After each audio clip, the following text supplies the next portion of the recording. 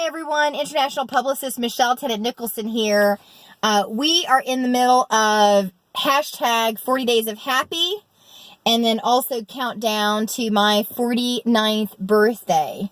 And so I'm having 49 days of clean eating, exercise, and really going for it because we've got my celebration on August 5th. And I will be 49. So this morning I was teaching muscle pump at the gym.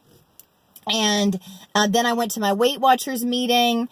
And I just am present to meeting yourself where your needs are. So one of the conversations in muscle pump, you know, people always want to do what their neighbor is doing or match what the teacher is doing. And I always encourage, I don't know what it feels like in your body. And I want you to choose the level of intensity. I'm going to motivate you to go hard if you want to go hard. But if you don't want to go as hard as the person sitting next to you, some of us are just really needing to move, right?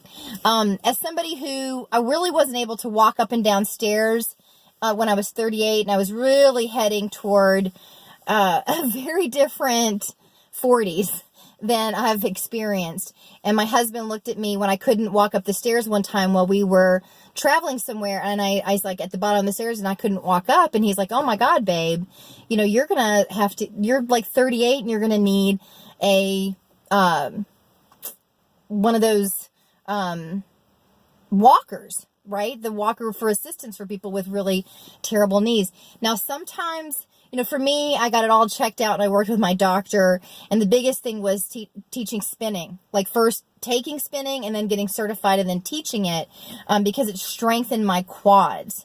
So sometimes janky knees are about weak quads. And the same thing with your lower back pain. I had tons of lower back pain, and lower back pain can come from a weak core.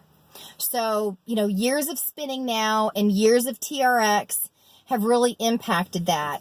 And so thinking about it, the difference between 48 and 38, 10 years later, I am much healthier today than I was then. I, of course, have a ways to go still, right? I still feel like I'm not in, on a scale of 1 to 10, 10 being the most fit. My blood work, I get all the fun stuff from the insurance company, right? They're like, "Oh, you're like super fit." But personally, if 10 is where I want to be, like on my mountain bike and my enduros and the things I want to do, I feel like I'm at a 6. So I have and so that's my opinion, right? It's not the doctor's opinion. It's not somebody else's opinion, but this is what I'm thinking through. And that's really what's important, is to dial into what you want. So in this hashtag 40 days of happy, I'm dialing into really what are my commitments, listening to other people's complaints, but instead of hearing complaints, hearing a commitment. And that's really, I think, is the most important thing about being happy. It's not necessarily that you're always euphoric. My dog collapsed on Friday, and I was thinking about the 40 days of happy. I'm crying and going, okay, am I happy in this moment? What do I need? And in that moment, I wasn't laughing ha ha ha happy, but I was calm in handling what my dog needed. And she had a musculoskeletal issue, the vet said, and so he gave her a shot, and then she bounced back by Sunday. But she is 14, so she's getting on in years too, and I can see her slowing down. And so, now we take her on a 3-mile run rather than a 6-mile run, and that's, what she needs. So I think the bottom line is, as I move toward my 49th birthday, that's 4 days of happy, really what matters to me, not so much what matters to other people.